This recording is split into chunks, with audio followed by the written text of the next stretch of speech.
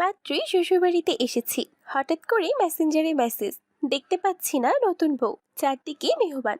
নতুন বউ মোবাইল হাতে, ব্যাপারটা ভালো দেখায় না। তার উপর যার সাথে আমার বিয়ে হয়েছে, মানে আমার হাজবেন্ড, তিনি আমার পাশে নেই। একটু সুযোগ পেয়েছি, দেখে নিলাম মেসেজটা। তোমাকে খুব সুন্দর লাগছে। গাঢ় মেরুন রঙের শাড়িতে তো তোমাকে দারুণ লাগে। আমি তো অবাক, ইনি কিভাবে আমাকে দেখতে পেল। চারদিকে দেখতে লাগলাম, না তেমন কাউকে তো দেখতে পেলাম না। আমি মেসেজটা দেখে মোবাইল বন্ধ করে দিলাম। কোনো রিপ্লাই দিইনি, জিজ্ঞাসা করার প্রয়োজনও মনে করিনি। বিয়েবাড়ির কোলাহল ভালো লাগছে না, অনেক ক্লান্ত। কখন একটু বিশ্রাম নিব সেই চিন্তায় বিভোর। হঠাৎ আবার মেসেজ। চেহারা এমন মলিন দেখাচ্ছে কেন? কি আশ্চর্য, ইনি কি আমার বরের পরিচিত কেউ? আমি আটকে উঠলাম। যদি পরে পরিচিত হয়, অনেক বড় ঝামেলায় পড়ে যাব। যখন যে পরিস্থিতি আসবে দেখা যাবে। শুধু শুধু ফালতু চিন্তা করে মেজাজ খারাপ করার কোনোই মানে হয় না। উফ। ফাইনালি সেই ক্ষণটা আসলো। সবাই আমাদের একা করে দিয়ে চলে গেল। ও হ্যাঁ, বলা হয়নি, আমার বরের নাম ইয়াসির। সে বলল, তুমি তো আধুনিক মানসিকতার মেয়ে। আমাকে বিয়ে করতে রাজি হলে কিভাবে? যদিও হিজাব পরো, কিন্তু তা প্রপার পর্দা হয় না। তাই নাকি? তো শুনি কিভাবে প্রপার পর্দা করে। আপনি বা আমাকে বিয়ে করতে রাজি হলেন কেন? আপনি চাইলেই বিয়ে না করে পারতেন। আপনি দাড়িওয়ালা হুজুর হয়ে একজন আধুনিক মানসিকতার স্মার্ট মেয়েকে বিয়ে করতে রাজি হলেন কেন? সেটা তো তুমি জানোই। না, আমি জানি না, আমাকে জানানো হয়নি। তাহলে তোমার আব্বু থেকেই জেনে নিও। জানার দরকার নেই, জানতে চাইও না। আরেকটি কথা, কখনো আমার কাছেও আসার চেষ্টা করবেন না। আমাকে ছুঁয়ে দেখারও চেষ্টা করলে অনেক বড় অসুবিধা হয়ে যাবে। যাক বাবা, আমি আমার বিয়ে করা বউকে ছুঁতেও পারবো না? এ কেমন শাস্তি!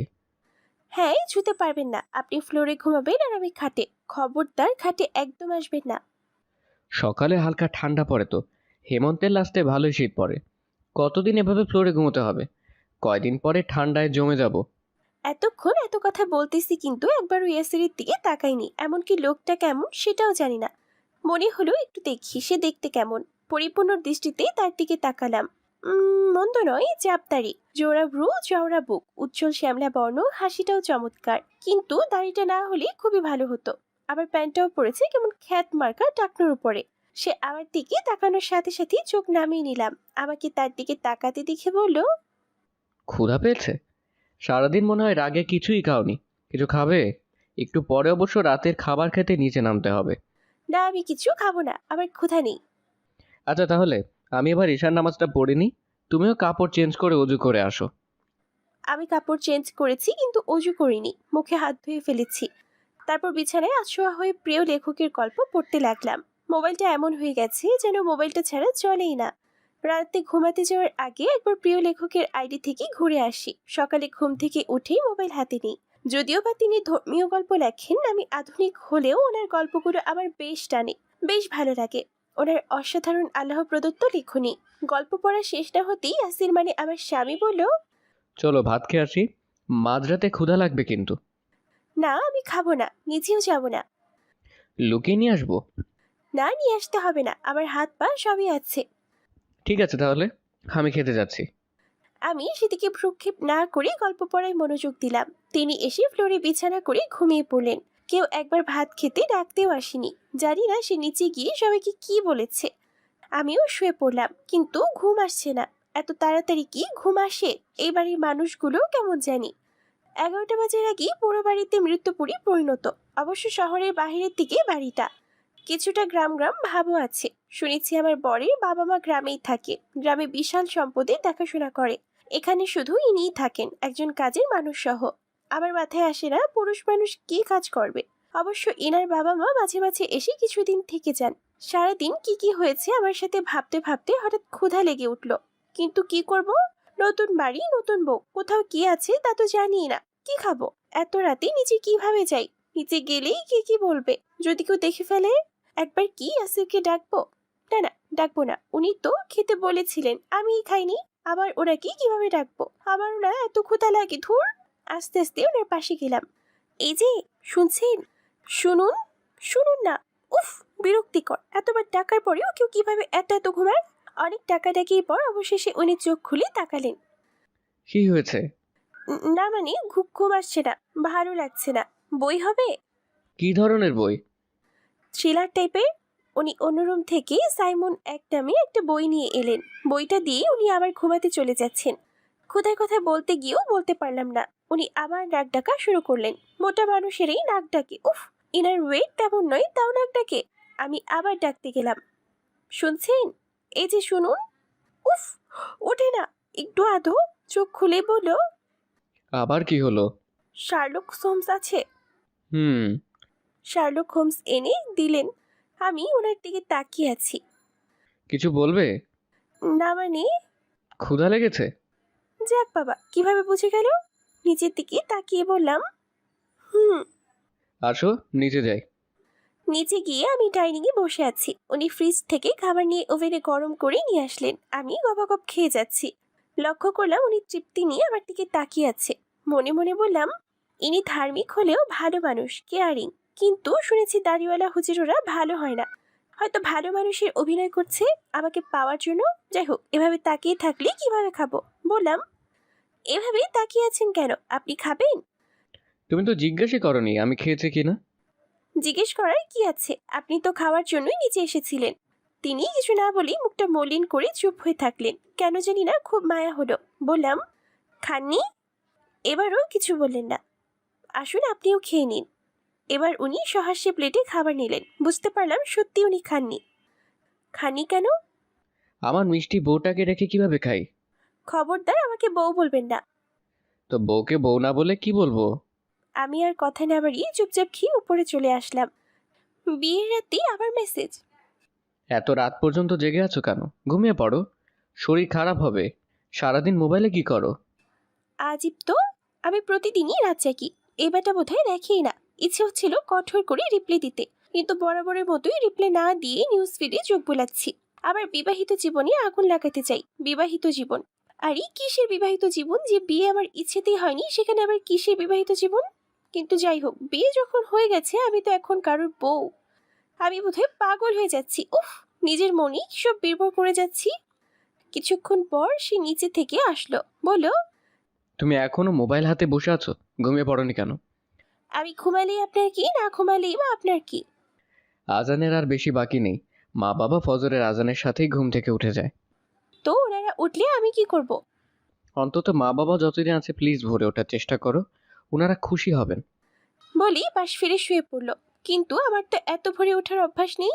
বরং সারা রাত জেগে ভোর রাতেই আমি ঘুমাই। কিন্তু আমার বরের আকুতি ভরা কথাটা কেন জানি মানতে ইচ্ছে হলো। ঘুমাতে চেষ্টা করলাম, কিন্তু কিছুতেই ঘুম আসছে না। ভোর রাতের দিকে ওয়াশরুম থেকে আসার সময় লক্ষ্য করলাম ইয়াসির হাত পা সব এক জায়গায় করে জড়সড় হয়ে শুয়ে আছে। বুঝতে পারলাম ঠান্ডা লাগছে। তার চেহারায় খুব মায়া। বেশ কিছুক্ষণ তার দিকে তাকিয়ে থাকলাম। মায়া হলো তাকে দেখে। বিছানায় চাদর ছিল, একটা চাদর নিয়ে তার গায়ের উপর জড়িয়ে দিলাম। আমি আবার এসে শুয়ে পড়েছি। ইয়াসিরকে নিয়ে ভাবতে ভাবতে কখন ঘুম চলে আসলো বুঝতেই পারিনি। জানালা দিয়ে আলো এসে ডাইরেক্ট আমার চোখে এসে পড়লো। হঠাৎ ঘুম ভেঙেই খুব বিরক্ত লাগলো। উফ! এবারের লোকগুলো জানালার পর্দাও টেনে দেয় না, কেমন জানি অদ্ভুত। ওর বিছানার দিকে তাকাতেই লক্ষ্য করলাম সে নেই। এত ভোরে এখনো সূর্য ওঠেনি, সে কোথায় গেল? তাকে না দেখে শোয়া থেকে উঠে গিয়ে দরজার দিকে একটু এগোতেই রুমে ঢুকলেন। মাথায় সাদা টুপি, শুভ্র পাঞ্জাবি। আহ, এত মায়া লাগছিল, এত নিষ্পাপ চেহারা। বুঝতে পারছি মসজিদে গেছে, তাও জিজ্ঞেস করলাম, কোথায় গিয়েছেন? কেন মসজিদে? আমাকে মিস করছিলে বুঝি? আসলে আমি এমনই, যে একবার আমার সাথে কথা বলবে সে আমাকে মিস করবেই। তুমি তো পুরো একটা রাত আমার সাথে একই রুমে ছিলে। নিজেকে কি মনে করে আল্লাহ জানে। নিজেকে নায়ক ভাবে, আর এই চেহারা আর দাড়ি নিয়ে নায়ক। হেসে দিলাম। বললাম, উফ, বাজে কথা বলবেন না। আপনাকে কেন মিস করব? বুঝতে পারছিলাম না কি করব। মিথ্যে কথা, তুমি আমাকেই খুঁজছিলে। এখনো ফ্রেশ হওনি, সুতরাং ওয়াশরুমে গিয়ে ফ্রেশ হবে আর কি। না না, ফ্রেশ হয়ে কি করব? ফ্রেশ হয়ে আমাকে নাস্তা খাইয়ে দিবে। কি? কি বলেন এসব? হুম। আচ্ছা আগে ফ্রেশ তো হয়ে নাও। ওয়াশরুম থেকে বের হয়ে লক্ষ্য করলাম উনি নেই। আমি কি করব ভেবে ভেবে রুমের দিকে যাচ্ছিলাম। আজ খুব কড়া লাল রঙের একটা শাড়ি পরেছি। নিচে গিয়ে দেখলাম সে সোফায় বসে আছে। শাশুড়ি মা কিচেনে। আমি তার সামনে গিয়ে বললাম, কি চেনা যায়? সে ফিক করে হেসে দিয়ে বলল, সেটাও আমার কাছে জিজ্ঞেস করতে হবে? দেখেছো, তুমি আমাকে ছাড়া থাকতে পারবে না।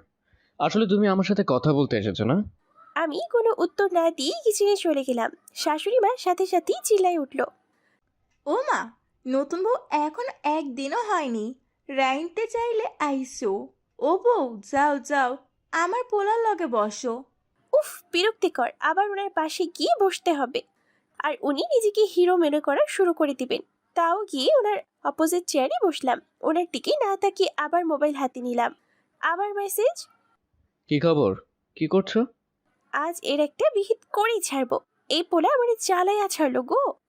কিন্তু এটা পোলা কি মাইয়া কে জানে। ধুর। নীলক্ষেত আইডির নাম। উফ। এর আগে যেটা ব্লক করেছি সেটা ছিল গোধূলির লগন। এর আগেরটা ছিল শ্যামল ছায়া। ছেলেই হবে কোনো মেয়ে কেন কোনো মেয়েকে এভাবে জ্বালাতন করবে। আবার ব্লক দিব, দেখি কয়টা আইডি খুলতে পারে। যতটা থেকেই মেসেজ দিবে সবগুলোকেই ব্লক দিব। ব্লক করার আগে আইডি থেকে ঘুরে আসলাম। কিছুক্ষণ আগে পোস্ট করেছে একটি স্ট্যাটাসে চোখ আটকে গেল। লাল রং আমার খুব প্রিয় ছিল। আমি ছেলে হয়েও লাল পাঞ্জাবি পরতাম। সব সময় ভাবতাম আমার স্ত্রীকেও সবসময় লাল রঙের জামাই পরাবো, সেটা শাড়ি হোক বা থ্রি পিস। কিন্তু যখন থেকে জেনেছি আমার প্রিয় নবী সাল্লাল্লাহু আলাইহি সাল্লাম লাল রং অপছন্দ করতেন, তখন থেকেই লাল জামা পরা ছেড়ে দিয়েছি। প্রিয় নবী সাল্লাল্লাহু আলাইহি সাল্লামের সবুজ রং পছন্দ, তখন থেকেই সবুজ রঙে হয়ে উঠলো আমার প্রিয়। কি অদ্ভুত, মনে হচ্ছে কথাগুলো আমাকে বলা হচ্ছে। আমিও করা লাল রঙের শাড়ি পরে আছি, খুব আনইজি লাগছিল। যদিও এত বেশি ধর্ম মানি না, ডেলি ৩-৪ ওয়াক্ত নামাজও ঠিক মতো পড়া হয় না, কিন্তু তাই বলে প্রিয় নবী সাল্লাল্লাহু আলাইহি সাল্লামকে মানি না তা নয়। নবীজির প্রতি একটা টান ফিল করি, হয়তো মুসলমান হিসেবেই এই আবেগ। আইডিটাকে ব্লক করতে গিয়েও ব্লক করলাম না, কিন্তু খুব অস্বস্তি লাগছে। এই শাড়িটা না খোলা পর্যন্ত আমি শান্তি পাবো না। ধুর। সোফা থেকে উঠে রুমে চলে আসলাম। শাড়িটা চেঞ্জ করে নিচে নামতেছি, আবার টুং করে মেসেজ। তুমি তো বেশ ভালো মেয়ে। আমার কল্পনাও ছিল না তুমি এত ভালো। কেন আমাকে ভালো বললো? আমি কি এমন ভালো কাজ করলাম? হঠাৎ আমার সন্দেহ হলো এই নীলক্ষেতের মালিক ইয়াসির নয় তো। ওনার দিকে ভালো করে তাকালাম, না ওনার হাতে মোবাইল নেই। উনি মন দিয়ে হাতে কি যেন একটা বই পড়ছেন। এখান থেকে বুঝতে পারছি না কি বই। কাছে গিয়ে দেখলাম ফেলুদা। ওমা, আমি অবাক, উনিও রহস্য গল্প ভালোবাসেন। এসব তো আমার পছন্দের বই। ধ্যাত, এখনো পর্যন্ত ওনার বুক সেলফটাই দেখলাম না কি কি বই আছে। তবে বেশ ভালোই লাগছে, আমিও বই পোকা উনিও। টাইম পাস করার প্রচুর উপাদান মজুদ আছে। কিন্তু যতই বই মনোযোগী হোক, আমার ওনার প্রতি সন্দেহটা গেল না। কিন্তু আমি জানতে চাই মেসেজ দানকারী উনি কিনা। উনি হওয়ার যথেষ্ট সম্ভাবনা। যেদিন ওনার সাথে আকত হলো সেদিন থেকেই এসব মেসেজিং শুরু হয়েছিল। আমি সোজা ওনার পাশে গিয়ে ওনার হাতটা ধরে উপরের দিকে মানে রুমের দিকে রওনা দিলাম। আরে কি হলো? হাত ধরে টানতে হচ্ছে কেন? আমাকে বললেই তো আমি যাচ্ছি। হুম হুম, বুঝতে পারছি। আমার হাত ধরতে ইচ্ছে হচ্ছে। রুমে গিয়ে কি করবে বলো না? চুপচাপ রুমে চলুন, কোনো কথা বলবেন না। কথা বললে বুঝি কেউ শুনে ফেলবে? ঠিক আছে। ঠিক আছে, আপনার যা ইচ্ছা তাই করবেন। অগ্নিদৃষ্টি দিয়ে একবার তার দিকে তাকিয়ে হাঁটা দিলাম। বেডরুমে এসে বললাম, আপনার মোবাইল কোথায়? মানে?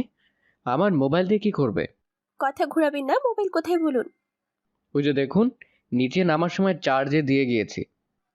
চার্জে, তার মানে হাতে মোবাইল ছিল না। তাহলে এখন ইয়াসিরকে কি বলবো? কেন মোবাইল খুঁজছিলাম জিজ্ঞেস করলে কি বলবো? তাকে সন্দেহ হলো মোবাইল তার হাতে ছিলই না। ধুর। এসব ভাবতে ভাবতেই সে বলল, বুঝতে পেরেছি। আমাকে পছন্দ হওয়ার সাথে সাথে আমার সব জিনিসকেই ভালোবেসে ফেলেছো, তা এই জন্যই তো আমার মোবাইল চাচ্ছ। বিরক্তকর হাসি। উফ। আমি টেনশনে মরে যাচ্ছি আর ইনি হেসেই যাচ্ছেন। আমার মোবাইলে ব্যালেন্স শেষ হয়ে গিয়েছে, তাই আপনার মোবাইল খুঁজছিলাম। জানি জানি, আমার হাত ধরে আমার সাথে একা রুমে আসতে ইচ্ছে হচ্ছে না, তাই তো আমাকে এভাবে নিয়ে এসেছো। সেটা আমাকে বললেই হলো, আমি কোলে করে নিয়ে আসতাম। খবরদার, একদম ফাইজলামি করবেন না। ওনার সাথে এসব নিয়ে কথা বলতে বলতে শাশুড়ি মা নাস্তা করার জন্য ডাকতে পাঠালেন। আপনার সাথে পরে কথা হবে, এখন নিচে চলুন। নাস্তা করার আগে খালি পেটে কুসুম গরম পানি, আবার লেবু পানি, জিরা পানি খাওয়ার অভ্যাস। লেবু পানি কিচেনে থেকে নিয়ে এসে খাওয়ার আগে হাত থেকে গ্লাসটা পড়ে যায়, আমি লক্ষ্য করিনি। বুয়া যখন পানি আনছিল পানি থেকে ধোয়া উঠছিল, আমি গরম ছিল। এই আকস্মিকতায় খুব লজ্জা পেয়ে যাই। তাড়াহুড়ো করে ভাঙা গ্লাস নিতে গিয়ে হাত কেটে যায়। শাশুড়ি মা এসব দেখে চিল্লিয়ে ওঠে। ও বউ, এ কি হলো? হাত কাইটা রক্ত ঝরতাছে। ও ইয়াসির, এদিকে আয় তাড়াতাড়ি, বউয়ের হাত দেখ। মায়ের চিৎকারে সে দৌড়ে চলে আসে। বাড়ির সবাই ব্যস্ত হয়ে পড়ে কি করবে কিভাবে করবে। ইয়াসির ফার্স্ট এড বক্স নিয়ে নিজেই ড্রেসিং করে দিল। ওমা, আমি অবাক। এই খ্যাত মার্কা হুজুরে এত সুন্দর করে ড্রেসিং করতে পারে? ড্রেসিং করতে করতেই বকে যাচ্ছে। গ্লাস পড়লো কিভাবে? তো পড়ছে, তাড়াহুড়ো করে গ্লাস নেওয়ার কি দরকার? বাড়িতে কি লোক নেই এসব করার? হ্যাঁ হ্যাঁ, বুঝতে পারছি। আমার হাত থেকে ড্রেসিং করানোর জন্যই তো এসব করছো। ইচ্ছে করে হাত কেটেছো না? আমি রাগে গজগজ করতে করতে ওর দিকে তাকালাম। সে আমার দিকে এক পলক তাকিয়ে চুপ হয়ে গেল। ইতিমধ্যে মা টেবিলে খাবার নিয়ে আসলেন। বলেন, আহা, বই টাইন হাত কাইটে গেছে, এখন খানা কিভাবে খাইব? কাইল রাই তো বাপের বাড়ির লাইগা কাইন্দা কাইন্দা খাবার খাই নাই। ওই আসির বাপজান, তুই না হয় বউরে খাওয়াইয়া দে। যা, বউরে নিয়ে রুমে চইলা যা, আমি রহিমারে দিয়া খাওন পাঠাইতাছি। বুঝতে পারলাম এই গ্রামের মানুষগুলো খুব সহজ সরল আন্তরিক। ছেলের বউয়ের উপর শাশুড়িগিরি জিনিসটা নেই, বরং মায়ের মমতাই বেশি। বেশ ভালোই লাগলো। ইয়াসির আমাকে নাস্তা খাইয়ে দিচ্ছে আর এটা সেটা বলে আমাকে রাগাচ্ছে। আমার হাতে খেতে ইচ্ছে হচ্ছে বললেই তো হতো। মাকে এত টেনশন দেওয়ার কি দরকার? মা এখন টেনশন করছে। নতুন বউ, বউয়ের বাপের বাড়ি থেকে মেহমান আসলে কি বলবে? মনে করবে বউকে দিয়ে কাজ করিয়েছি। না, আবার আপনার হাতে খাবার খেতে ইচ্ছে হচ্ছে না। ঠিক আছে, আমি নিজেই খাবো। বাম হাতে খাবো, তাও কারো হাতে খাবো না। বকবক করে যাচ্ছি। সে কিছুক্ষণ আমার দিকে অপলক চোখে তাকিয়ে থাকলো। সেদিকে আমার ভ্রুক্ষেপ নেই। আমি বকর বকর করেই যাচ্ছি। সে হাত দিয়ে আমার মুখটা চেপে ধরে বলল, একদম চুপ, কোনো কথা বলবে না। আমি যা বলি তাই করবে। আমিই খাইয়ে দিব। আমি জানি তো আমার হাতেই খেতে ইচ্ছে হচ্ছে, তাই তো হাত কেটে ফেলেছো। আমি খাওয়াই দিব। বলে আবার সেই অসহ্য হাসি। উফ, যদিও ওর হাসিটা খুব মিষ্টি। হাসির দিকে তাকিয়ে থাকতে ইচ্ছে করে, কিন্তু আমাকে খেপানোর জন্য হাসিটা আমার অসহ্য লাগে। ধুর। সে খাইয়ে দিচ্ছে। আমি অপলক চোখে তার দিকে তাকিয়ে খাচ্ছি। ইস, সে যদি হুজুর না হতো, কি রোমান্টিক মুহূর্ত। সে আমার দিকে তাকিয়ে মিষ্টি মিষ্টি হাসবে, আমিও। ধ্যাৎ, কিন্তু ইনি তো হুজুর মানুষ, ইনি এত রোমান্স কিভাবে জানবেন? আর ইনার দিকে কে তাকাচ্ছে? আবার বই গেল। কথাটা ভাবা শেষ হয়নি, ইয়াসিরের দিকে তাকাতেই লক্ষ্য করলাম উনি অপলক চোখে আমার দিকে তাকিয়ে আছে। বললাম, এভাবে কি দেখছেন? তুমি যা দেখছিলে। মানে আমি কি দেখছিলাম? তুমি এভাবেই তো আমার দিকে তাকিয়েছিলে আর ভাবছিলে আমার বরটা খুব আনরোম্যান্টিক। আমি অন্য মানুষকে ভাবে ওনার দিকে তাকিয়েছিলাম, কিভাবে নিজেই বুঝতে পারিনি। কিন্তু ইনি কিভাবে বুঝলেন আমি এমন কিছু ভাবছিলাম? না না, আমি এমনটা ভুলেও ভাবিনি। আর ভাবলেও কি, হুজুর তো এমনিতেই এমন হয়। হুজুরদের মধ্যে রোম্যান্স নেই বললেই চলে। কি রোম্যান্স কাকে বলে দেখাবো? হুম, বুঝতে পেরেছি। আমার সাথে রোম্যান্স করতে মন চাচ্ছে। মনে মনে ভাবলাম, কি এমন রোম্যান্স? এখনই জানতে পারলাম ইনি কি করেন। অবশ্য কি আর করবেন, কোনো মসজিদে ইমামতি বা কোনো মাদ্রাসার শিক্ষক হবেন। বাবার টাকা আছে, এতেই চলে যায়। নয়তো ইমামতি করে আর কয় পয়সায় বা ইনকাম করবে। আমি এসব ভাবতেছি আর উনি সাইমুমের একটা পর্ব নিয়ে আসলেন, ধ্বংস টাওয়ার। এটা পড়ো, ভালো লাগবে। আবার টুং করে মেসেজ। হ্যাঁ, তুমি কি খুব রাগী? রাগ করলে তোমাকে নিশ্চয়ই খুব মিষ্টি দেখায়। মিষ্টি মেয়েরা রাগ করলেও আরো মিষ্টি হয়ে যায়। তুমি নিশ্চয়ই জ্যোৎস্নার চেয়ে বেশি মিষ্টি। সামনে ইয়াসির আছে। মোবাইলটা বালিশের পাশে রেখে বইটা হাতে নিলাম। সে বলল, আচ্ছা, মোবাইল সারাদিন কি করো? মোবাইলে কি স্পেশাল কেউ আছে? থাকলে আপনার কি? সে চুপ হয়ে থাকলো, কিচ্ছু বলল না। চেয়ারে গিয়ে বসে বসে কি যেন ভাবতেছে। আমি বইটা নিয়ে পড়তে লাগলাম। আবার মোবাইলও হাতে নিল। বললাম, কিছু বললেন না তো? যদি কেউ থাকে আপনার কি? আমার সাথে কথা না বলে পারছো না, তাই তো? এটা সেটা বলে কথা বলতেছো। বাজে কথা বলবেন না, আমার বই গেছে। এই যে মুখে তালা লাগালাম, আর কিছু বলবো না। ও, বুঝেছি তো। আমি সেদে সেদে কথা বলানোর জন্য চুপ করে আছো। বুঝি বুঝি, আর কিছুই বলতে হবে না। তোমার এই স্বভাবের সাথে আমার পরিচয় আছে। মনে আছে তো? আগদের পরের দিন যখন আমি তোমাদের বাসায় গিয়েছিলাম, কি করেছিলে?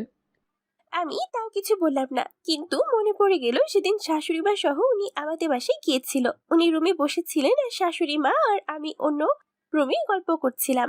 শাশুড়ি মা হঠাৎ করে আমাকে নিয়ে ওনার ছেলে যে রুমে ছিল সেখানে গিয়ে বসলেন। কিছুক্ষণ কথা বলার পর শাশুড়ি চলে যাচ্ছিলেন, আমিও ওনার সাথে চলে আসছিলাম। কিন্তু শাশুড়ি মা আমাকে বসিয়ে দিয়ে চলে আসলেন। আমি তো দাড়িওয়ালা ছেলের সাথে বিয়েতে রাজি ছিলাম না, তাই ওনার দিকে একবারও না তাকিয়ে মুখ ভার করে বসে আছি। আর আমাকে দেখি সমানে মুচকি হেসে যাচ্ছিলেন। বলেন, সুমু, তুমি অনেক সুন্দর। আমাকে সুমো ডাকবেন না, সুমো শুধু আমার বাবা মাই ডাকবে। সে আবার হেসে দিয়ে বলল, তাহলে তো তুমিও বলতে পারবো না, কারণ তোমার পরিবার তোমাকে তুমি ডাকে। না, ডাকবেন না। আমার হাতটা ধরে বলল। এই যে হাত ধরলাম অনুমতি ছাড়া, মিষ্টিও খাওয়াবো। আমার মাথায় দুষ্টু বুদ্ধি এলো। বললাম, খাওয়াবেন, তবে আগে আমি খাওয়াবো। আমার বউয়ের তো দেখে আমাকে নিজ হাতে খাওয়াতে মন চাচ্ছে, সেটা আগে বলবে না? নাও নাও খাওয়াও। বলে মুখটা হা করে আমার দিকে বাড়িয়ে দিল। এবার আমি কাঁটা চামচ দিয়ে মিষ্টি সহ একটা গুঁতা দিয়ে দিলাম। উফ, সে ব্যথায় কোকিয়ে উঠেছিল। কি যে মজা লাগছিল। আমি তার অবস্থা দেখে হেসেই যাচ্ছি। সে আমার দিকে অপলক চোখে তাকিয়ে থাকলো। কি দেখেন? তোমার হাসিটা খুব সুন্দর। আপনাকে ব্যথা দিলাম, তাও হাসি সুন্দর লাগছে। ব্যথা ভুলে গিয়েছি মিষ্টি হাসির প্রেমে পড়ে। তখন মজা পেলেও এখন কষ্ট লাগছে। কেন যেভাবে ব্যথা দিয়েছিলাম, ধুর। মনটা হঠাৎ খারাপ হয়ে গেল। আমার মন খারাপ দেখে সে বলল, কি ওই দিনের কথা মনে পড়ে মন খারাপ? আমার জন্য? আমাকে ভালোবেসে ফেলেছো তাই না? জানতাম তো আমাকে ভালো না বেসে পারবেই না। না, মোটেও না। মনে আছে চলে আসার সময় কি করছিলে? মনে থাকবে না কেন? বলে ফিক করে হেসে দিলাম।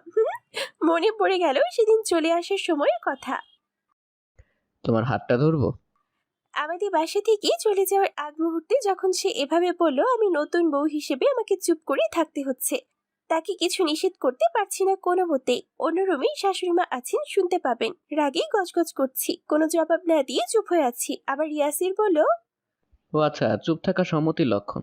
সম্মতি দিতে লজ্জা পাচ্ছ। বলে সে কোনো মতে হাতটা ধরলো। সাথে সাথেই ছোট ভাই নাস্তা নিয়ে আসে। উফস, শালা বাবু একটু পরে আসলে হতো না? আমার হাসি পাচ্ছিল, কিন্তু আমার চুপ হয়ে থাকলাম।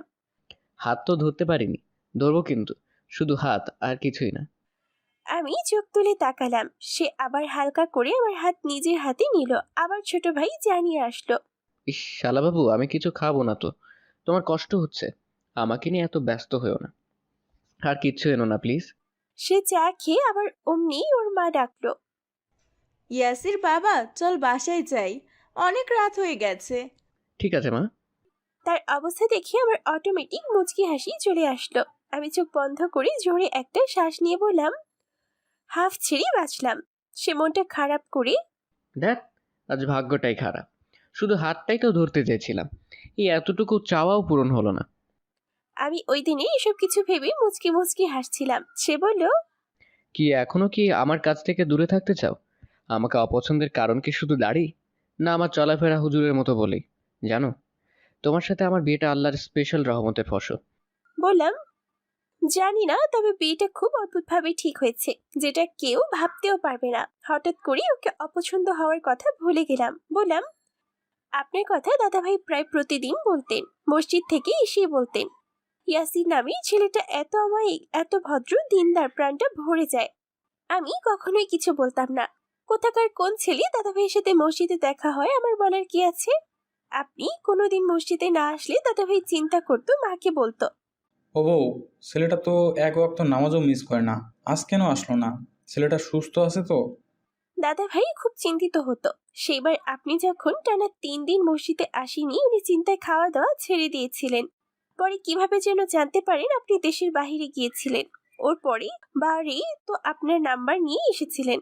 আমার কথার মাঝখানে থামিয়ে দিয়ে বলল, আর দাদা ভাই একদিন আমাকে বললেন, তুমি বিয়ে করছো না কেন? আমি মিষ্টি হেসে বললাম, সেটা আমার আব্বা আমাকে বলেন, আমার চাওয়ায় কিচ্ছু হবে না। এমনিতেই বলেছে, কিন্তু দাদা ভাই যে আমার কাছে বাসার ঠিকানা নিয়ে সত্যি সত্যি আমাদের বাসায় চলে যাবে ভাবতেও পারিনি। আমরা যেহেতু একই এলাকার, দাদা ভাই আমাদের সম্পর্কে সব জানেন। আসা যাওয়া ছিল না আর কি। তোমার দাদা ভাই নিজের নাতির জন্যই যে আমাকে বিয়ের প্রস্তাব দিবে ভাবতেই পারিনি। আচ্ছা, তোমার দাদা ভাই হঠাৎ করে আমাকেই কেন তোমার পছন্দ করলো? আমি একটু রাগী ভাব নিয়ে বললাম, সেটাই তো আমার কষ্টের কারণ। দাদাভাই জানতেন আমার কেমন ছেলে পছন্দ। খুব স্মার্ট, সুদর্শন, কিন্তু নামাজি। নামাজি চেয়েছি তাই বলে দাড়িওয়ালা আনস্মার্ট নয়। একদিন নাকি দাদাভাই মসজিদে সালাম ফিরেছেন, অমনি আপনার দিকে চোখ গেল। হঠাৎ মনে হলো এই ছেলেটাই আমার সুমাইয়ার জন্য পারফেক্ট। এই ছেলেটাই আমার অভিমানী, জিদ্দি, নরম হৃদয় সুমাইয়াকে সঠিকভাবে সামলাতে পারবে। ব্যাস, ওই দিনই আপনাকে বিয়ের কথা বলেছিলেন। মনে মনে বললাম, কত যে যুদ্ধ করেছি বিয়েটা না করার জন্য, কিন্তু বাবা, তিনি তো দাদার উপর কথাই বলবেন না। উফ! যখন একদমই রাজি হচ্ছিলাম না, শেষে দাদাই বলেন, তুই আমার কথাটা রাখ, অন্তত ঠকবি না, জীবনে সুখী হবে, একদিন নিজেই বলবি দাদা ভাই, তোমার প্রতি কৃতজ্ঞ, এমন একটা ছেলেকে আমার জন্য চয়েস করেছো। আমি কথা দিয়েছি, এর চেয়ে বড় কথা, ছেলেটা সত্যি খুব ভালো। তোর জন্য এর চেয়ে যোগ্য ছেলে আর পাবো না। সেদিন দাদার সম্মানের কথা ভেবেছিলাম। দাদা কথা দিয়েছেন সেটা আমার কাছে অনেক বড় ব্যাপার। আমার ভাবনায় ছেদ টেনেই ইয়াসির বলে উঠলেন, ঠিক ঠিক, দাদা ঠিকই চিনেছেন। আমি এই ঝাল মরিচটাকে সামলাতে পারবো, ভালোবাসতে পারবো এই জিদ্দিটাকে। কি আমি ঝালমরিচ? আমি কখন তোমায় ঝাল মরিচ বললাম? তোমার নাম একবারও ধরেছি বলো? বলো, শব্দটা শোনার পর কেমন জানি মায়া হচ্ছিল, বেশ ভালো লাগছিল। তার দুষ্টুমিগুলো আমার প্রতিনিয়তই মুগ্ধ করে। আমি কোনো উত্তর না দিয়ে চুপ করে আছি দেখি ইয়াসির মোবাইল নিয়ে ব্যালকনিতে চলে গেল। হঠাৎ আবার মোবাইলে মেসেজ। তুমি জানো তুমি কত ভালো? তোমার ভেতরে একটা খুব নরম মন আছে, যে মনটা কাউকে ভালোবাসতে পারে, গভীর ভালোবাসায় কাছে টানতে পারে। তুমি যেমন মিষ্টি, তেমনি তোমার মনটাও। জানো তো, প্রতিদিন আমি নতুন করে তোমার প্রেমে পড়ি, প্রতিদিন নতুন ভালোবাসি। কিভাবে বলবো বলো, প্রচন্ড ভালোবাসি। আমায় একটু ভালোবাসবে? মেসেজ পড়ে রিপ্লাই দিলাম, কে আপনি? আর একটু একটু করে এগিয়ে ইয়াসিরের কাছে বেলকনিতে গেলাম। হাত থেকে মোবাইলটা এক প্রকার ছিনিয়ে নিলাম। ফেসবুকে ঢুকতেই দেখি তার আইডি ইয়াসির বিন আহমেদ। আমি খুব বেশি অবাক হলাম। এই নীলক্ষেত ইয়াসির ছাড়া অন্য কেউ হতেই পারে না, তাহলে ইয়াসির হলো না কেন? বললাম, কি করছিলেন? দেখতেই তো পাচ্ছ, মোবাইল নিয়েছো কেন? 100 বার নিব। আপনার সব কিছুতেই আমার অধিকার, কারণ আপনি আমার। বলো। আপনি আমার ভালোবাসা। কিছু না, কেন জানি না দিন দিন ওনার কেয়ার, ওনাকে নিয়ে আমার মজা করা, আমাকে ভালোবাসা সবকিছু কেমন জানি ভালো লেগে যাচ্ছে। আমি কথা বলার সময় উনি কেমন জানি অপলক চোখে তাকিয়ে থাকেন, বেশ লাগে। সেদিন দেখলাম আমি আম্মার সাথে ডাইনিং রুমে কি যেন কাজ করছিলাম, পাশাপাশি গল্প করছিলাম, আর উনি জানালা দিয়ে এক মনে তাকিয়ে আছেন। জানি না ঠিক কতক্ষণ এভাবে ছিলেন, আমিও না দেখার ভান করে ছিলাম। খুব ভালো লাগছিল, কিন্তু কেন? মাঝে মাঝে আমি বেশ অবাক হয়ে যাই ওনার প্রতি এই ফিলিংস কেন। সেদিন মায়ের বাসায় গিয়েছিলাম। মায়ের বাসা থেকে আসার সময় পুরোটা সময় উনি আমার হাতটা ধরেছিলেন। আমি 1-2 বার ছাড়াতে চেষ্টা করেছি, কিন্তু উনি আরো শক্ত করে ধরে থাকলেন। বললেন, চুপচাপ বসে থাকো। না, বসে থাকবো না, আমার হাত ছাড়ুন। একদম ছাড়বো না। না ছাড়লে কি করবে? যেন আরো বেশি জড়িয়ে ধরি, তাই তো? হাত ছাড়িয়ে নিতে চাচ্ছ? জানি তো। হালকা হালকা মেঘ ছিল, হঠাৎ করে প্রচন্ড বৃষ্টি হয়ে গেল। উফ, প্রচন্ড ভালোবাসি বৃষ্টিতে ভিজতে। আমি গাড়ি থামাতে বলবো অমনিতেই ইয়াসিন নিজেই বললেন। সুমু, চলো বৃষ্টিতে ভিজি। আমি এতটাই অবাক হয়েছি, কিছুক্ষণ কথা বলতে পারিনি। ইনি বৃষ্টিতে ভিজতে চাচ্ছেন? আমি ঠিক মেনে নিতে পারছি না। যাক, এত চিন্তা করার দরকার নেই। আমি বৃষ্টিতে ভিজবো বলে নেমে গেলাম। ভিজতে ভিজতে কখন ওনার হাত ধরে বৃষ্টি বিলাস করছিলাম বুঝতে পারিনি। উনি একবার হাতের দিকে, একবার আমার দিকে তাকিয়ে ঝুম বৃষ্টির আনন্দে মেতে ওঠেন। ওনাকে কি যে ভালো লাগছিল। এক অবাক নিষ্পাপ সৌন্দর্য ওনার চোখে মুখে আমাকে অপার মুগ্ধতায় ওনার দিকে তাকিয়ে থাকতে বাধ্য করেছিল। কি দেখছো গো? হঠাৎ চমকে উঠে, কই কিছু না তো। জানি তো আমাকে দেখছিলে। না, একদম না। আচ্ছা, আপনার ফেসবুক আইডি কয়টা? কেন? যেটা বলছি সেটার উত্তর দিন। কেন না বলে উত্তর দিব না? বলো বলো।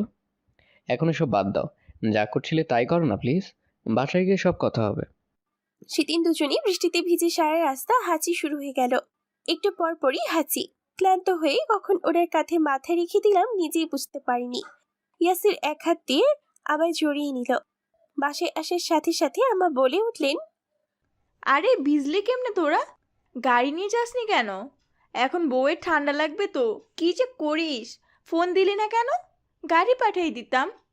না না, গাড়ি নিয়ে গিয়েছিলাম তো, কিন্তু আচ্ছা, কিন্তু বাদ দে। দেখ, বউয়ের ঠান্ডা লেগে গেছে, তুই বউয়ের মাথা মুছে দে, কাপড় বদলায় ফেল। আমি রহিমারে দিয়া গরম পানি পাঠাইতাছি, গরম বাষ্পের ভাব নিলে হাঁচি চইলা যাইব।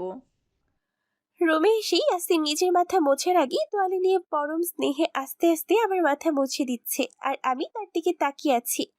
একটা মানুষ এতটা কেয়ারিং কিভাবে হয়? কেন জানি না, বাধা দিতে মন চাচ্ছে না। মন চাচ্ছে আমি আরো অনেকবার ভিজি, আরো আরো। সে আমার চুল মুছে দিক, আর আমি তার নিষ্পাপ দাড়িওয়ালা সুন্দর চেহারার দিকে তাকিয়ে থাকি।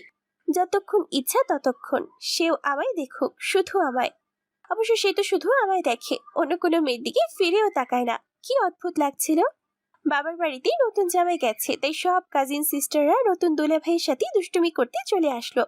আর এই ইয়াসির তাদের দিকে একবার ফিরেও তাকালো না। নিচের দিকে তাকিয়ে তারা যা জিজ্ঞেস করে সব প্রশ্নের উত্তর দিয়ে যাচ্ছিল। শেষ পর্যন্ত তারা রাগ করেই চলে গেল। একসময় আমার কাজিন তাসিনকে খুব হিংসে করতাম। ক্লাসের কলেজে সব ছেলেরা ওর জন্য পাগল ছিল, কিন্তু কেউ আমার দিকে ফিরে তাকাতো না। এমনকি সবাই দুষ্টুমি করতো সুমুর বিয়ের সময় তাসিনকে লুকিয়ে রাখিও। বরপক্ষ সুমুকে পছন্দ না করে আবার তাসিনকে পছন্দ করে নিয়ে চলে যাবে। মাঝে মাঝে আমার নিজেরও ভয় হতো যদি আমার হাজবেন্ড তাসিনের রূপের প্রেমে পড়ে যায়। কিন্তু এই ধার্মিক ইয়াসির তো তাদের দিকে একবারও ফিরেও তাকালো না। বেশ লাগছিল। আবার ইয়াসিরকে নিয়ে আমার কোনো চিন্তা নেই। নিজে নিজেই লজ্জা পেয়ে গেলাম। ইনি আবার আমার হলো কখন? আবার ইয়াসির। কথাটার মধ্যে খুব অধিকার, খুব ভালো লাগা, খুব বেশি মোহ, যা আমাকে লজ্জায় আচ্ছন্ন করে রাখছিল। অবশ্য দাদাভাই বলেছিলেন সত্যিকারের দিনদান ছেলেরা যথেষ্ট রোমান্টিক হয়, কারণ তারা প্রিয় নবী সাল্লাল্লাহু আলাইহি সাল্লামের সুন্নাহ মতো নিজের বিবাহিত জীবনকে সাজায়। আর প্রিয় নবী সাল্লাল্লাহু আলাইহি সাল্লাম আর স্ত্রীদের কাহিনী পড়লে তো মনটা আনন্দে ভরে ওঠে। তাদের জীবন কত রোমান্সে ভরপুর ছিল। হয়তো তাই। কিন্তু যাই হোক, আমি বুঝতে পারছি ধীরে ধীরে আমি ওনার ভালো মানসিকতার গভীর প্রেমে দেওয়ানা হয়ে যাচ্ছি। সে বলল, কি ভাবছো? তোমার কারণে তোমার এভাবে ঠান্ডা লাগলো? দুঃখিত। আসলে আমি বৃষ্টিতে ভিজতে ভালোবাসি। তুমিও সাথে আছো সোনায় সোহাগা। তোমার সাথে বৃষ্টিতে ভেজার লোভ সামলাতে পারিনি। আমাকে ক্ষমা করে। সেন্টেন্স শেষ করতে দিইনি, হাত দিয়ে তার মুখ চেপে ধরেছি। ক্ষমা চাইতে হবে না, আমিও বৃষ্টি ভালোবাসি। এই মুহূর্তগুলো আমার হৃদয় সিন্ধুকে চিরজীবন বন্দী থাকবে, যেন কখনো হারিয়ে না যায়। সে কেমন পরিতৃপ্তি নিয়ে আমার দিকে তাকিয়ে থাকলো। তার চেহারার এক অন্যরকম শান্তি, হয়তো জয় করার। লজ্জা পেয়ে আবার ঘাটে বসে পড়লাম। জমা করে রাখতে হবে না। এরকম মুহূর্ত আমাদের জীবনে আরো অনেক আসবে ইনশাল্লাহ। বরং এর চেয়ে বেশি আনন্দের মুহূর্ত আসবে। রাখার জায়গা পাবে না কিন্তু। জায়গা করে নিব বলে দৌড়ে বেলকনিতে চলে গেলাম। এদিকে রহিমা বড় বাটিতে ভরি গরম পানি নিয়ে আসলো। ভাইজান, আম্মাই কইল আপনারা দুইজনেই বাটিতে মাথায় তৈলা দিয়া গরম তাপ নেন। ভাবিরে গিয়ে বলো। ভাইজান, ভাবি শুনবার পাইছে, আপনি ডাইকে নিয়ে আসেন। আমি যাই, আম্মাই একলাই কাজ করে। রহিমা যাওয়ার পর সে বলল, শোনো। আমি না শোনার ভান করি চুপ করে থাকছি। সে কিছুটা বিরক্ত হই যখন এই সুমু বলে ডাকে, মনে হয় পৃথিবীর সব সুখ আমার পায়ে লুটুপুটি খাচ্ছে। এত কেন ডাকছেন? এদিকে এসো। গরম বাষ্পের ভাপ দাও, হাঁচি চলে যাবে। কথাই বলতে পারছো না এই হাঁচির জন্য। দুজন একসাথে এক বাটিতে? এবং একই তোয়ালের নিচেও। না, হবে না, আলাদা তোয়ালে নিয়ে করো। 100 বার হবে। বলে সে আমাকে সাথে নিয়ে তোয়ালের নিচে গরম ভাপ নিতে লেগে গেল। খুব বেশি ভালো লাগছিল। যদি যুগ যুগান্তর এভাবে কাটিয়ে দিতে পারতাম। বেশ লজ্জা পেয়ে গেলাম। সে ওষুধ নিয়ে এসে সালাম দিয়ে রুমে ঢুকলো।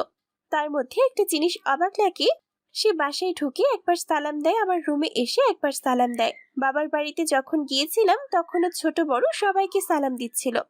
অবশ্য আমার কিছুটা বিরক্তও লাগছিল। এমনকি আমার ছোট ভাই তালহা থেকে শুনলাম আজ পর্যন্ত তালহা নাকি ইয়াসিরকে আগে সালাম দিতে পারিনি। আজ মুড ভালো, জিজ্ঞেস করতে মন চাইল, আচ্ছা আপনি ছোট বড় সবাইকে সালাম দেন কেন? রুমে এসে আবার আমাকেও সালাম দেন কেন? জানো সুমু, তুমি যখন আমার প্রতি খুব বিরক্ত হতে নিজেকে বোঝাতাম আমি ভালোবেসে তোমার মন জয় করব। তোমার ভালোবাসা পাওয়ার সংসারে শান্তি আসার সর্বোত্তম পন্থা হলো সালাম। সালামের অর্থ জানো তো? হুম। এই যে এই শান্তি আসার জন্যই সালাম। আর প্রথমে সালাম প্রদানকারী অহংকার থেকে মুক্ত। আর আমি সালাম দেওয়ার পর তুমি যদি সালামের উত্তর না দাও তবে গুনাহগার হবে। মানে সালামের উত্তর দেওয়া ওয়াজিব, সবচেয়ে গুরুত্বপূর্ণ। সালামের মাধ্যমে স্বামী স্ত্রীর মধ্যে ভালোবাসা বেড়ে যায়, যেমন আমাদের মধ্যে বেড়ে গেল। আর তাই এই সংসারে এত শান্তি। সে অবাক হয়ে আমার দিকে তাকিয়ে থাকলো। মিষ্টি মায়া ভরা হাসি দিয়ে বলল, আর তুমিও আমায় ভালোবেসে ফেলেছো, হ্যাঁ? আমি কিছুই না বলে আম্মার কাছে চলে গেলাম। আম্মাকে সালাম দিয়ে বললাম, আম্মা আজ আমি রান্না করি। আম্মা অবাক হয়ে বলল, না বউ, আর কয়দিন পরে আমি চলে যাব, তখন আমার পোলার খেয়াল রাখো। আমি যতদিন থাকবো কিছু করতে হইব না। আমার বিশ্বাস তুমি ইয়াসিরের স্বচ্ছতার রঙে রাঙিয়ে যাবে। কি পারবে তো মা? মা দোয়া করবেন। আমি জানতাম আল্লাহ আমার ইয়াসিরের জন্য যোগ্য জীবনসাথীই দিবেন। এই যে সালামও শুরু কইরা দিয়েছো, কিন্তু তোমার জ্বর আইতেছে। ইয়াসির এতক্ষণে তোমার জ্বর বুঝতে পারেনি। যাও মা, তুমি উপরে চলে যাও। আম্মা নিজেই আমাকে নিজের রুমে চলে আসলেন, বললেন, বাপজান, বই শরীরে জ্বর উঠেছে, তুই বউরে নিচে পাঠাইলি কেন? কই দেখি বলে আমাকে বিছানায় শুয়ে দিল। আম্মা নিচে চলে গেলেন। সেদিন একটু একটু করে জ্বর বেড়ে যাচ্ছিল। আমার ক্লান্তি শরীরের অবস্থা কি পরিমাণ জ্বর তা আমাকে বুঝিয়ে দিচ্ছিল। সেদিন রাতে সুমু, এই সুমু ওঠো, খাবার খেতে ওঠো। না, আমি খাবো না, আমার নিচে যেতে ইচ্ছে হচ্ছে না। নিচে যেতে হবে না, মা ভাত ফাটিয়ে দিয়েছেন। উঠে বসার পর একই প্লেটে দুজনের জন্য খাবার নিয়ে ইয়াসির আমাকে খাইয়ে দিচ্ছিল আর নিজেও খাচ্ছে। ইয়াসির এক প্লেটে নিয়েছেন কেন? দুজনের জন্য দুই প্লেটেই নিতে পারতেন। এক প্লেটে খাবার খেলে স্বামী স্ত্রীর মধ্যে ভালোবাসা বেড়ে যায়।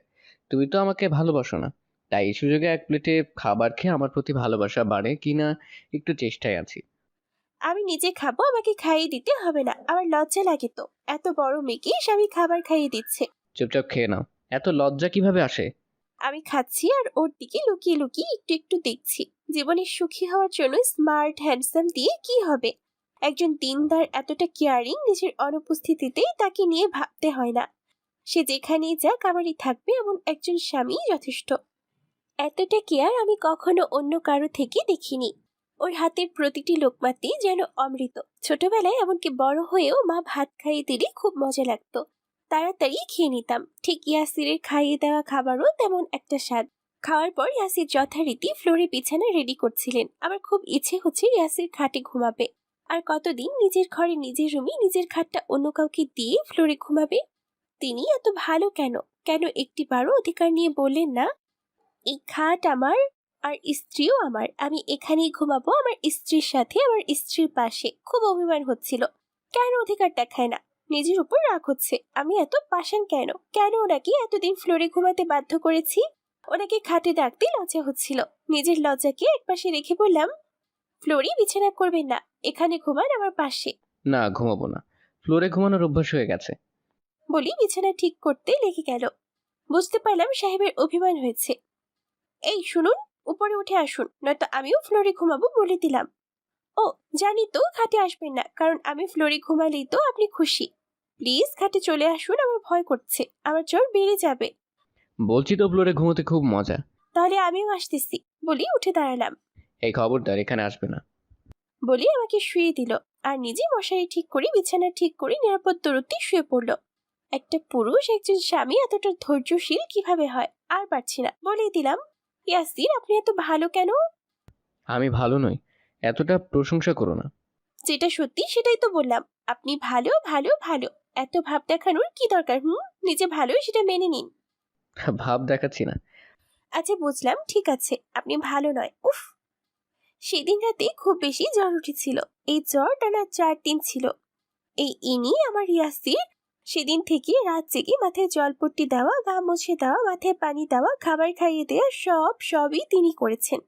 আমি চোখ বন্ধ, আধা হুশ আধা বেহুশের মধ্যে ওনাকে দেখতাম।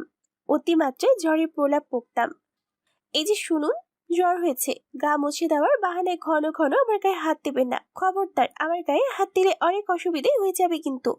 ইয়াসির আমার কথায় কান্না দিয়ে ওয়াশরুম থেকে তোয়ালে ভিজিয়ে এনে গা মুছে দিতেন। বেশ কয়েকবার জ্বরের মধ্যে বাধা দিতে চেষ্টা করেছি। উনি ধমক দিয়ে বললেন, চুপ করে শুয়ে থাকো, একটা কথাও বলবে না, যা করছি করতে দাও। আমিও আর কিছু বলার মতো অবস্থায় ছিলাম না। শাশুড়ি মাঝে মধ্যে এসে দেখে যান। সেদিন বললেন, মারে, ভাগ্যগুণে এমন স্বামী আল্লাহ মিলাইয়া দেন। আমার ইয়াসিরে কষ্ট দিস না, তোকে অনেক ভালোবাসে। নিজের ছেলে বলে কইতাছি না, খুব বড় পুণ্যের কাজের বিনিময়ে আল্লাহ আমাকে এমন সন্তান দিয়েছে। সত্যি আমি ভাগ্যবতী, যাকে এত কষ্ট দিয়েছি সে আমাকে পরম স্নেহে আঁকলে রেখেছেন। একটু সুস্থ হওয়ার পর বললাম, আপনি ঘুমান, এতদিন ঘুমাতে পারেননি। ঘুমিয়েছি তো, যখন তুমি ঘুমোতে আমিও ঘুমোতাম। তাহলে এখন একটু আমার সাথে ঘুমান, আমার ঘুম পাচ্ছে। আচ্ছা ম্যাডাম।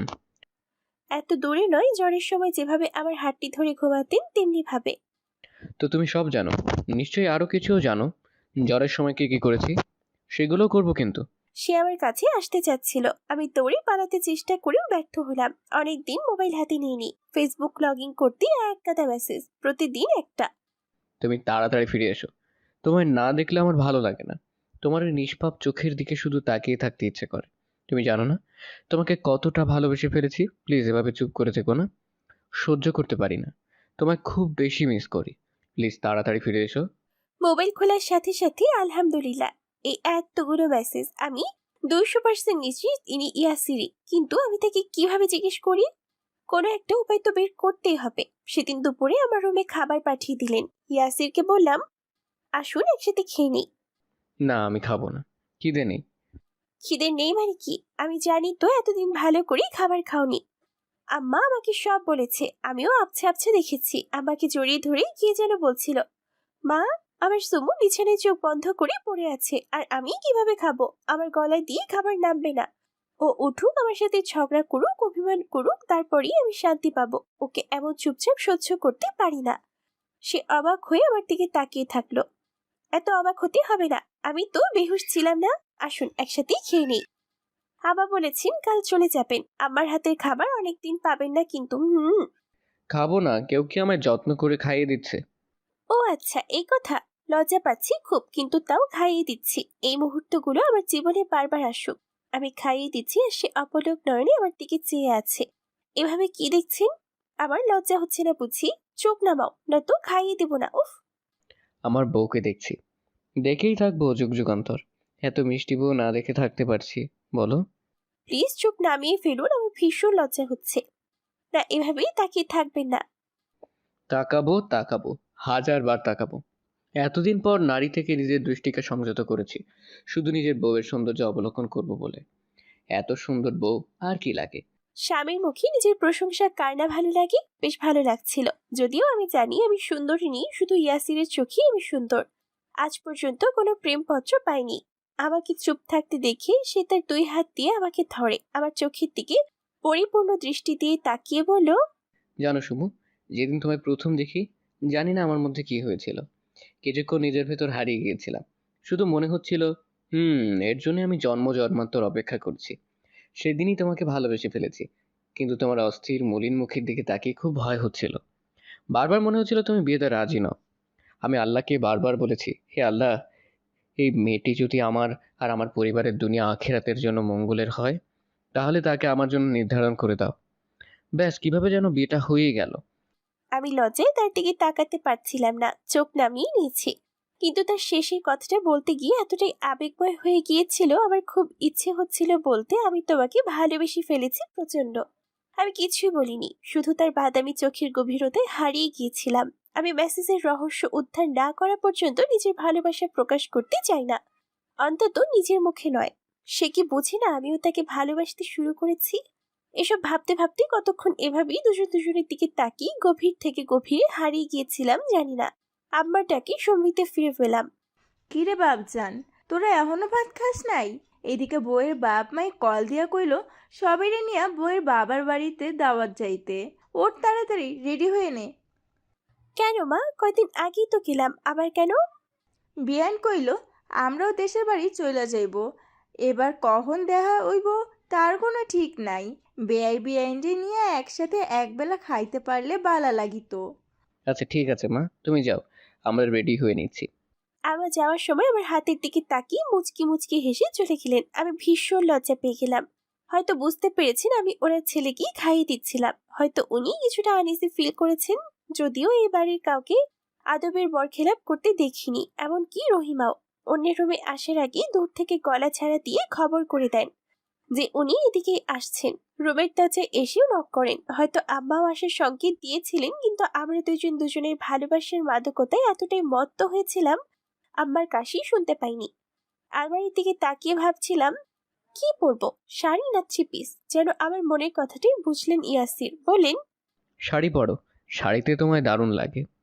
কিছুটা লাজুক হাসি দিয়ে আবার আলমারির প্রতিটা শাড়ি চুলছেরা বিশ্লেষণে লেগে গেলাম। কোন শাড়িটা পরবো, কোনটা পরলে আমাকে ভালো লাগবে, সে আরো বেশি ফিদা হয়ে যাবে। উফ! আমাদের মেয়েদের যত সমস্যা, কোথাও যেতে কি করতে করতেই ছেলেরা কয়েকবার রেডি হয়ে যেতে পারবে। ধুর! আবারও সেই বলল, নীল শাড়িটা পরো, বিয়ের 3য় দিন পরেছিলে, চোখ ফেরাতে পারিনি। ও তাই বুঝি? জানালা দিয়ে বারবার আমাকে দেখা হচ্ছিল। আরো আরো দেখতে চেয়েছিলাম। কিন্তু কেউ তো বুঝেও না বোঝার ভান করে থাকে। আমাকে একটু প্রাণ ভরে দেখতেও দেয় না। ওই কাজল টানা চোখগুলা আমাকে পাগল করে দিচ্ছিল। আমি কোনো উত্তর না দিয়ে তার পছন্দের শাড়ি পরাতে মনোযোগ দিলাম, কিন্তু কিছুতেই শাড়ি কুচি ঠিক করতে পারছিলাম না। খুব বিরক্ত বোধ করছিলাম। তাকে বলিনি, কিন্তু তাও সে এসে সুন্দর করে আমার শাড়ি কুচিটা ঠিক করেছিল। আমি অবাক না হয়ে পারিনি। শাড়ি কুচি ঠিক করতে করতে আমার দিকে তার তাকানো আমাকে পাগল করে দিচ্ছিল। একজন হুজুর এতটা পাগল প্রেমিক হয়, এতটা কেয়ারিং হয় জানা ছিল না। সেদিন আপুর কথা বিশ্বাস করিনি বা বুঝতে পারিনি, কিন্তু আজ খুব ভালো করেই বুঝতে পারি। শাড়ি পরার পর সে বোরখা বের করে সুন্দর করে পরিয়ে দিল। আমি শাড়ির উপরে হিজাব পরতে চেয়েছি, কিন্তু সে এত মায়া নিয়ে আমাকে বোরখা পরিয়ে দিচ্ছিল, মানা করতে পারিনি। বোরখার প্রতিটি বোতাম সে সুন্দর করে ঠিক করে দিল। আচ্ছা ইয়াসির, আমি তো তোমার সাথেই যাচ্ছি, আর গাড়িতেও বোরখা পরতে হবে কেন? নর্মালি হিজাব পরলেই তো হতো। শুনো, আল্লাহ বলেন, তোমরা স্বগৃহে অবস্থান করো। প্রাচীন জাহিলিয়াতের যুগের নারীদের মতো নিজেদের প্রদর্শন করো না। উম্মে সালামা রাদিয়াল্লাহু আনহা বর্ণনা করেন, আমি এবং মাইমুনা রাদিয়াল্লাহু আনহা রাসূল সাল্লাল্লাহু আলাইহি সাল্লামের কাছে উপস্থিত ছিলাম। এমন সময় অন্ধ সাহাবী ইবনে উম্মে মাখতুম রাদিয়াল্লাহু আনহু সেখানে আসতে লাগলেন। তখন রাসূল সাল্লাল্লাহু আলাইহি সাল্লাম বললেন, তোমরা তার থেকে পর্দা করো, আড়ালে চলে যাও। আমি বললাম, ইয়া রাসূলুল্লাহ, তিনি তো অন্ধ, তিনি তো আমাদের দেখতে পাচ্ছেন না। তখন রাসূল সাল্লাল্লাহু আলাইহি সাল্লাম বললেন, তোমরাও কি অন্ধ? তোমরা কি তাকে দেখতে পাচ্ছ না? সুমু, আমি তোমাকে প্রচণ্ড ভালোবাসি। আমি তোমার সাথেই জান্নাতে যেতে চাই। প্লিজ আমাকে হেল্প করো। আমি তাকে কিছুই বলিনি। আমি ইসলাম সম্পর্কে এত বেশি জানি না, তবে জানতে চাই যে ইসলামকে মেনে ইয়াসিরের মতো একজন আদর্শ মানুষ হতে পারে, না জানি সেই ইসলাম কত সুন্দর। আমার চিন্তাযুক্ত চেহারার দিকে তাকিয়ে সে খুব মিষ্টি একটা বড়ি স্প্রে আমার গায়ে লাগিয়ে দিল। সেটা মিষ্টি হলেও আমার পছন্দ এটা নয়। খুব বিরক্ত হয়ে বললাম, উফ ইয়াসির, এই যে এটা আমার পছন্দ। বেলি ফুলি শুক্রানে লেডিস পারফিউম আমি ইউজ করি। এটা কি দিলে এটার স্মেল কেউ পাবেও না। জানো সুমু, সুগন্ধি নারী পুরুষকে একে অপরের প্রতি আকর্ষণের এমন একটি মাধ্যম যা অনেক সময় প্রকৃত দিনদার ব্যক্তিকেও আকৃষ্ট করে। সুতরাং এই বিষয়ে কতটা সতর্ক থাকা দরকার তা একবার ভেবে দেখো প্লিজ। কিছুটা ব্যঙ্গ করে বললাম, কিন্তু তুমিই তো আমাকে সুগন্ধি লাগিয়ে দিলে। এটা এমন বডি স্প্রে যেটার ঘ্রাণ তুমি ছাড়া আর কেউ পাবে না। ইভেন আমিও পাচ্ছি না এত কাছে থেকেও। আর একটু কাছে গিয়ে দেখি পাই কিনা। বলি দুষ্টু হাসি দিয়ে আমাকে কাছে টেনে নিচ্ছিল। আমি দৌড়ে পালাতে পালাতে বললাম, ইয়াসির দেরি হয়ে যাবে, আম্মা অপেক্ষা করছেন, আপনাকে বকা দিবেন কিন্তু। ওমা, নিচে নেমে দেখি কেউ নেই। আমার রুমে গিয়ে দেখলাম কেউ নেই। আবার সেম টুং করে মেসেজ। তুমি শুধু আমার, তোমার সব কিছুই আমার, শুধুই আমার। বিশ্বাস করো, আমি নিজেকেও তোমার জন্য পরিপূর্ণ, পবিত্র রাখবো। চিরজীবন শুধু তোমার হয়েই থাকবো, শুধুই তোমার। এত আবেগ, এত ভালো লাগা, এত অধিকারের মেসেজটির প্রতি শব্দে শুধু ইয়াসিরই এমন ভাবে বলতে পারে। আমার ফোন আসলো। বউ, আমরা আইয়া পড়ছি। গাড়ি পৌঁছাইয়া দিছে। তোমরা তাড়াতাড়ি আইয়া পড়ো। বিয়াইন তোমাকে লাইগা অপেক্ষা করতাছেন। আচ্ছা আম্মা, আসছি। ইয়াসির চলুন, আমার সবাই চলে গেছেন। ভালোই তো হলো, গাড়ির সময়টাও আমার নিজের মতো করেই পাবো। যা দুষ্টু, সবসময় দুষ্টুমি ছাড়া আর কিছু নেই। আছে তো বইয়ের প্রতি অফুরন্ত ভালোবাসা। সুমন, চলো না, একটু দেরি করে যাই। না একদম না, শুধু দুষ্টুমি করার বাহানা খুঁজে। না, দুষ্টুমি করার নয়, ভালোবাসার বুকে বেশি বেশি ভালোবাসার, ভালোবাসায় ভরিয়ে দেওয়ায় বাহানা খুঁজি। হয়েছে, আর ভালোবাসতে হবে না, এখন চলুন। গাড়িতেও সারা পথ আমার হাতটা আলতো করে ধরে রেখেছিল। আমি ছাড়ানোর বৃথা চেষ্টা মোটেও করিনি। তার হাতের পরশ আমাকে প্রতিটি মুহূর্ত অন্যরকম ভালো লাগায়, ভালোবাসায় সিক্ত করছিল। বাবার বাড়িতে পৌঁছাতেই মা নানা রকমের খাবার দিয়ে আপ্যায়নে ব্যস্ত হয়ে পড়ল। ইয়াসিরের একটি জিনিস খুব বেশি ভালো লাগে, সে মাকে বাবাকেও আমাদের সাথেই টেবিলে খাবারের জন্য বসিয়ে দিলেন। খুব যত্ন করে মা বাবাকে, আমাকে, আম্মাকে সবাইকে খাবার সার্ভ করছিল। মনে হচ্ছে আমরা সবাই তার বাড়ির মেহমান। আর নিজে খাবার নিয়ে আমার পাশে বসে মুচকি করে হেসে আস্তে আস্তে বলল, আমার বউয়ের পাশে জায়গাটা শুধু আমার। বলে আমার হাতটা আলতো করে ধরলো। আমি খুব লজ্জা পাচ্ছিলাম, যদি বাবা মা এদিকে দেখেন। এই পাগলটা একটু করে মাংস নিয়ে আস্তে করে আমাকে খাইয়ে দিল। ইশারায় হা করতে বলার পরও যখন করিনি, গোমরা মুখ করে অন্যদিকে তাকিয়ে থাকলো। হা করার পর মিষ্টি করে হেসে দিল। আহ, খাতিলানা হাসি। এত মায়াবী হাসি হৃদয়ের ভেতরে ছেদ করে আসে, কলিজাটা থক করে ওঠে। ওই হাসিতে জনম জনম হারিয়ে যেতে ইচ্ছে করে, আমাকে পাগল করে। সাধারণত স্বামীর স্ত্রীদের মায়াবী হাসিতে পাগল হয়ে যায়, কিন্তু আমি ওর মায়া ভরা মুখের অপরূপ হাসিতে পাগল হয়ে যাই। আমাদের বাসায় সবাই যার যার গ্লাসে করে পানি খায়, সবার গ্লাস আলাদা। মেহমানদের জন্য সবার টেবিলের সামনে আলাদা গ্লাস দেওয়া হলো, কিন্তু লক্ষ্য করলাম ইয়াসির আমার গ্লাসে যে জায়গায় ঠোঁট লাগিয়ে পানি খেলাম ঠিক সেই জায়গায় ঠোঁট লাগিয়ে পানি পান করলো। আমি খুব অবাক হলাম, জিজ্ঞেস না করে পারিনি। বললাম, ইয়াসির, আপনাকে তো আলাদা গ্লাস দেওয়া হলো, কিন্তু তাও আমার গ্লাসে আবার ঠোঁট লাগানো জায়গায় ঠোঁট লাগিয়ে পানি খেলেন কেন? খাবারগুলো খুব ঝাল, তাই মিষ্টি খেয়ে মুখের ঝাল দূর করার জন্য। তোমার ঠোঁটের মিষ্টি ওইখানে লেগে আছে। আমি খুব লজ্জা পেয়ে গেলাম। দুষ্টুমি করবেন না প্লিজ, আমাদের বাসায় ঝাল খায় না, সুতরাং খাবার ঝাল হয়নি, বলুন না প্লিজ। পরে বলবো, এখন নয়। আমিও কিছু না বলি চুপ হয়ে থাকলাম। খাবারের পর মা ডেজার্ট আনতে গেলেন আর ইয়াসির টেবিলের নিচে আমার হাতটা ধরে থাকলেন। বললাম, আমি কোথাও পালিয়ে যাব না তো, এভাবেই ধরে থাকতে হবে না। আহা, আমাকে লুকিয়ে প্রেম করতে দাও। আমার বউয়ের সাথে লুকিয়ে প্রেম করব। বউয়ের সাথে লুকিয়ে হালাল প্রেমে আনন্দ। আহা, আরো আগে কেন তোমায় বিয়ে করলাম না? প্রেম করার সময় কি কোথাও চলে যাচ্ছে? বুঝো না কেন? এই সময়টা আর পাবো না। সে বিশ্রাম নিতে রুমে আসলো, সাথে আমি যাইনি। আমি মায়ের সাথেই গল্প করছিলাম, আমার ছোট ভাই এসে বলল, আপু, তোমার ব্যাগে নাকি দুলাভাইয়ের মোবাইল, উনি খুঁজে পাচ্ছেন না। উফ, কেন খুঁজে পাবে না? এই ছোট হাতের ব্যাগেও কি মোবাইল খুঁজে পাওয়া যায় না? মা বলল, যা তোমার খুঁজে দিয়াই। বলি হেসে দিল। এমন লজ্জা পেলাম এসে দেখি উনি মোবাইল নিয়ে টিপাটিপি করছেন। আপনি না বলেই মোবাইল পাচ্ছেন না, মোবাইল তো আপনার হাতে। আমি তোমায় খুঁজছিলাম, খুঁজে পাইনি তো। উফ, অসহ্য। মায়ের কাছে এসেও একটু গল্প করতে দিবে না, সারাদিন বউ বউ বউ। উফ। জীবনে কখনো কোনো মেয়ের দিকে তাকাইনি, কোনো মেয়ের প্রেমে পড়িনি। শুধু বউকে দেখবো বলে, শুধু বউয়ের সাথে প্রেম করব বলে। আবার বুঝি মায়ের সাথে একটু সময় কাটাতে ইচ্ছে করে না? আমার বুঝি আমার বউয়ের সাথে সময় কাটাতে ইচ্ছে করে না? ঠিক আছে, যাও মায়ের সাথে কথা বলো। বলি অন্যদিকে মুখ ফিরিয়ে শুয়ে পড়ল। বুঝতে পারলাম অভিমান করেছে। তার হাতটি ধরে দিকে ফিরাতে ছোট ভাই আচার আর ফ্রুট নিয়ে রুমে ঢুকলো। ইস শালাবাবু, সবসময় ভুলটা আপনার টাইমে আপনার এন্ট্রি। একটু দেরি করা যেত না? কি করব ভাইয়া, মা পাঠালো। ছোট ভাই বলেই চলে গেল। হয়েছে, এবার উঠুন, খেয়ে নিন। না, আমি খাবো না, খাইয়ে দাও। এখানে নয়, কেউ এসে দেখে ফেলবে। আমাদের বাসা তো আপনাদের বাড়ির মতো বড় নয়, যা ইচ্ছে করলে কেউ দেখবে না।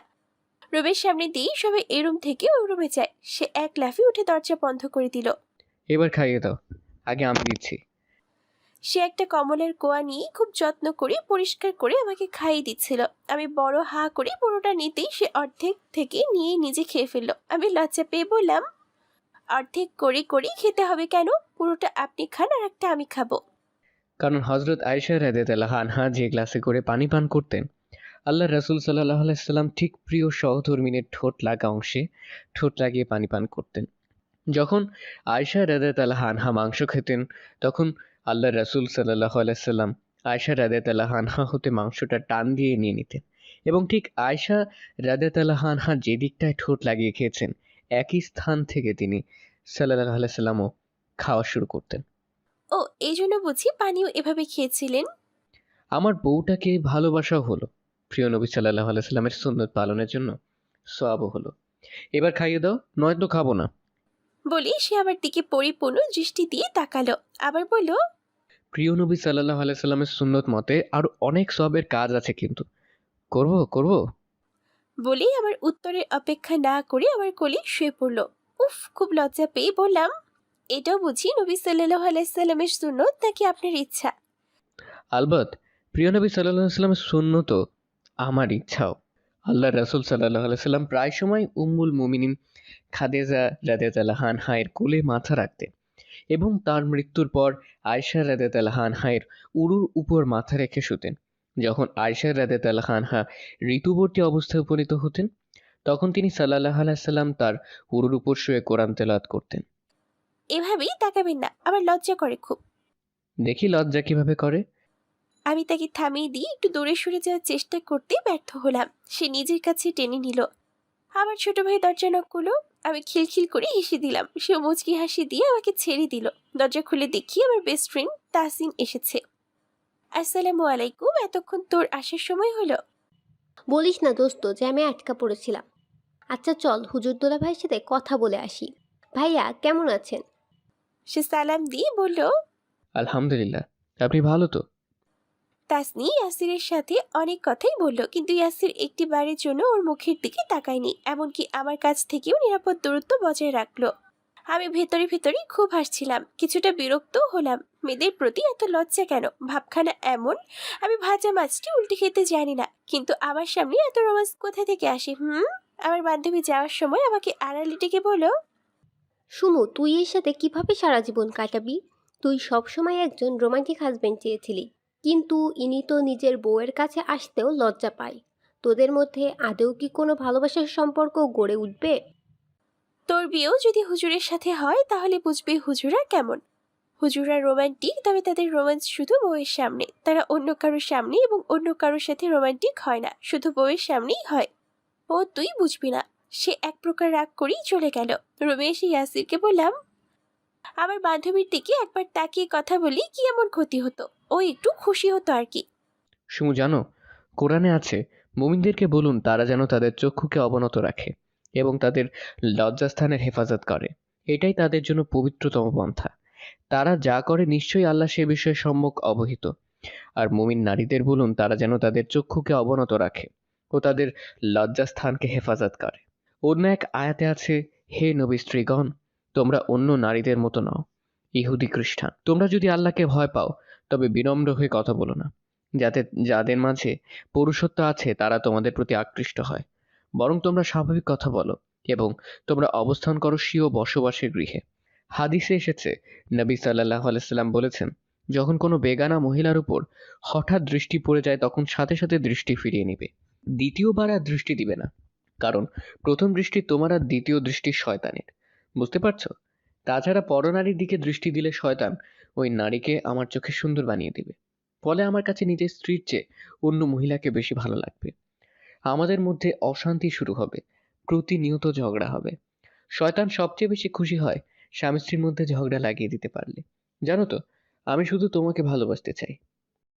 মায়ের বাড়ি থেকে আসার সময় আবার মেসেজ, তুমি কেন বুঝো না? আমি চিরজীবন শুধু তোমাকেই ভালোবাসতে চাই, তোমার চোখের দিকে তাকিয়ে হারিয়ে যেতে চাই, শুধু তোমায় দেখে আমার চক্ষু শীতল করতে চাই। মায়ের বাড়ি থেকে আসার পর আম্মা গ্রামে চলে গেলেন, রহিমাকে রেখে গেলেন। আমি বলেছিলাম, আমার রহিমাকে আপনাদের বেশি দরকার, আমি ম্যানেজ করতে পারবো। আমার মাথায় হাত বুলিয়ে বলেন, না রে মা, তুই এহনে নয়া বউ, তোর কাজের কোনো অভিজ্ঞতা নাই। আমার বাজান রে সামলাবি কেমনে? আমি গ্রামে অন্য কাউরে পাবো, তুই চিন্তা কইরো না, আমি খুব শীঘ্রই আইবো। জানি না আমার প্রতি আমার কি এক অদ্ভুত ভালো লাগায় আচ্ছন্ন করে রেখেছিলেন। ওনার এত আন্তরিকতা, এত ভালোবাসা আমাকে সারাক্ষণ আমার কথা ভাবতে বাধ্য করেছিল। মনে হচ্ছে নিজের মায়ের পর যদি কাউকে ভালোবাসে সে এই শাশুড়ি আম্মা। তিনি আমার প্রতি শাশুড়ি মার মতো কোনো আচরণ করেননি, ওনার সবকিছুতে ছিল মাতৃ মমতার চমৎকার উদাহরণ। ইয়াসির ফজরের নামাজের পর কোরআন পড়ে কিছুক্ষণ ঘুমায়। আমি নামাজ পড়ে কোরআন পড়ে রহিমাকে নিয়ে নাস্তা রেডি করি।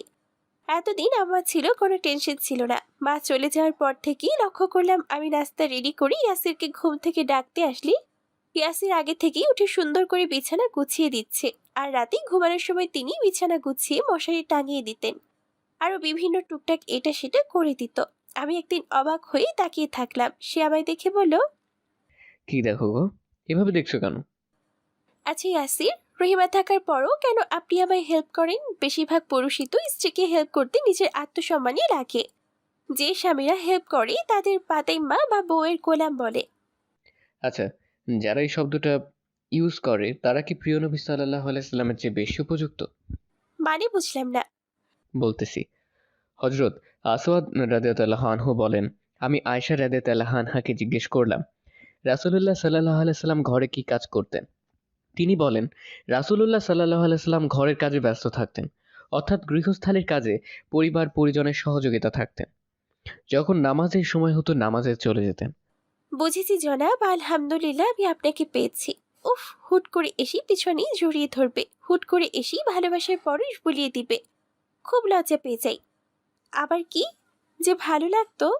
হুম, ইয়াসির, আপনি কি করেন? কথায় কথায় এভাবে এমন করেন কেন? লজ্জা করে না বুঝি? রহিমা দেখবে তো। তুমি জানো, বউকে ভালোবাসার প্রকাশ করতে হয়। এসব ছোট ছোট বিষয়গুলোতেই সওয়াব হয় এবং স্বামী স্ত্রীর ভালোবাসা আরো গভীর থেকে গভীরতর হয়। রাসূল সাল্লাল্লাহু আলাইহি সাল্লামের সুন্নত আদায় হয়। কারণ রাসূল সাল্লাল্লাহু আলাইহি সাল্লাম প্রায় সময় স্ত্রীদের চুমু খেতেন, তাদের সাথে আদর আহ্লাদ করতেন। যখন রাসূলুল্লাহ সাল্লাল্লাহু আলাইহি সাল্লাম রোজা রাখতেন, ঠিক তখন তিনি স্ত্রীদের চুমু দিয়েছেন, এমন কথাও হাদিসে পাওয়া যায়।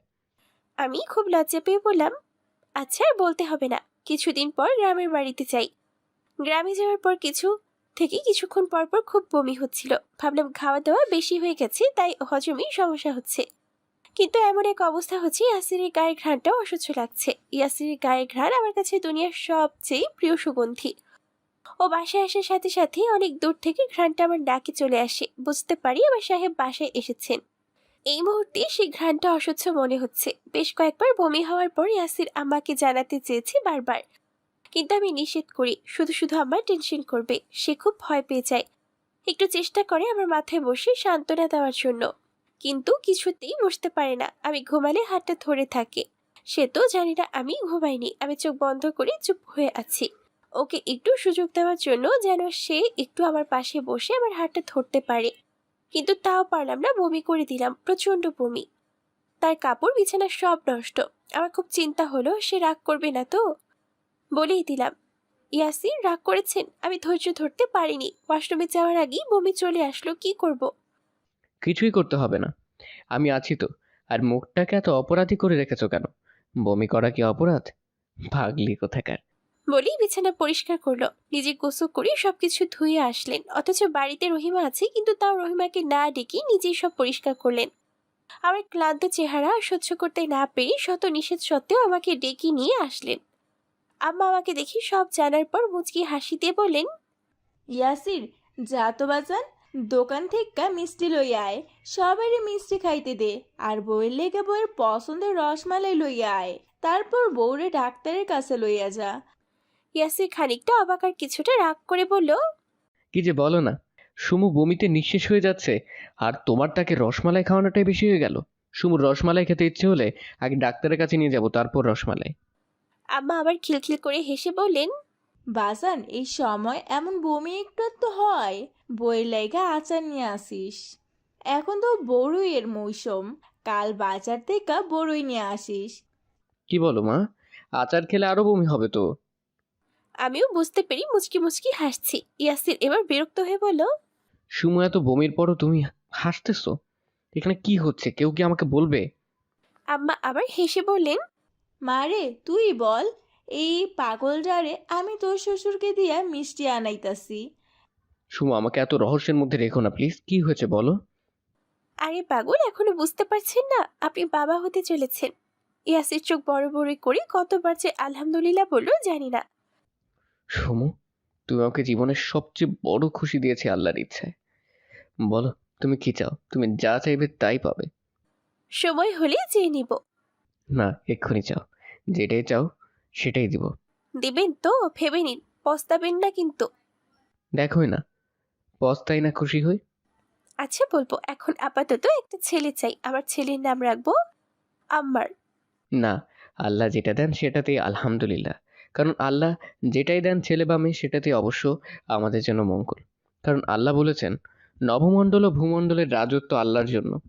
তিনি যা ইচ্ছা সৃষ্টি করেন, যাকে ইচ্ছে কন্যা সন্তান এবং যাকে ইচ্ছা পুত্র সন্তান দান করেন, অথবা তাদেরকে দান করেন পুত্র কন্যা উভয়ই, এবং যাকে ইচ্ছা বন্ধ্যা করে দেন। নিশ্চয়ই তিনি সর্বজ্ঞ, ক্ষমতাশীল।